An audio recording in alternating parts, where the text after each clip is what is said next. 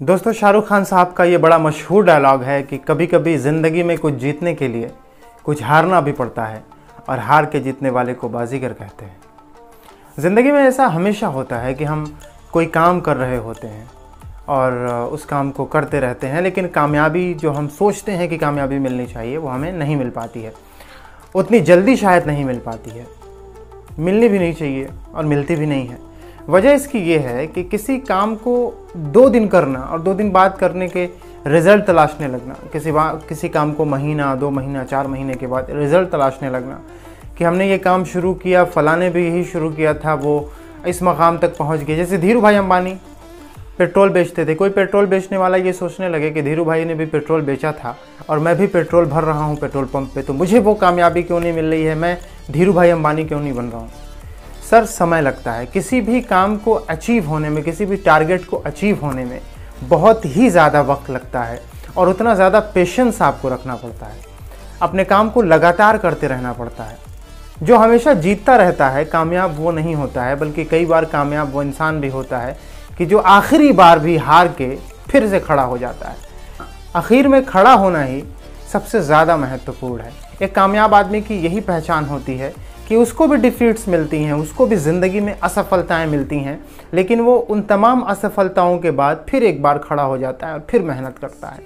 अर्थात ज़िंदगी में मेहनत के अलावा कुछ है ही नहीं, आपको लगातार काम करना ही है। आप लगातार काम नहीं करेंगे, एक आपको फेल्योर मिला अपने काम में और आपने काम छोड़ दिया, 2 बार फेल हुए, काम छोड़ दिया।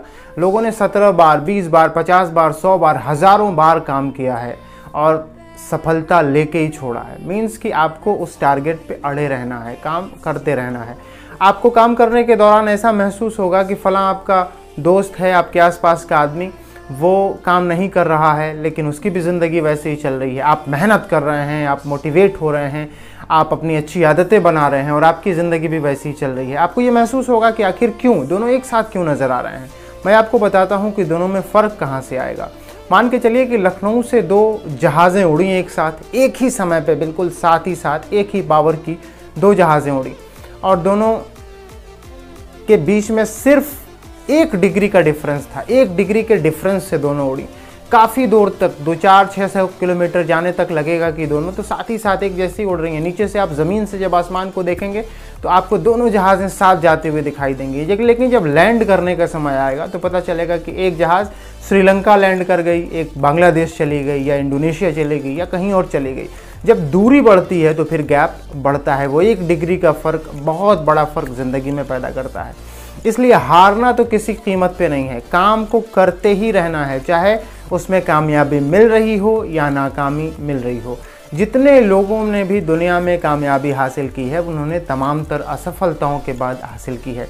इसलिए 1 असफलता आए, 2 असफलता आए, 3 असफलता आए, उससे घबराना बिल्कुल नहीं है। और अक्सर होता है कि मैक्सिमम लोग उससे घबरा के अपने काम को छोड़ देते हैं। लेकिन दोस्तों, याद रखिए कि जब आप लैंड करेंगे तो एक जहाज़ कहीं और जाएगी और एक जहाज़ कहीं और जाएगी। दोनों में बहुत बड़ा फ़र्क अंत में आएगा। इसलिए हारना नहीं है, काम करते रहना है और एक ना एक दिन कामयाब ज़रूर होना है और कामयाबी मिलनी ही मिलनी है। दोस्तों, ये वीडियो आपको कैसा लगा कमेंट बॉक्स में ज़रूर लिखिएगा। इस वीडियो को देखने के लिए बहुत बहुत शुक्रिया। Thank you so much.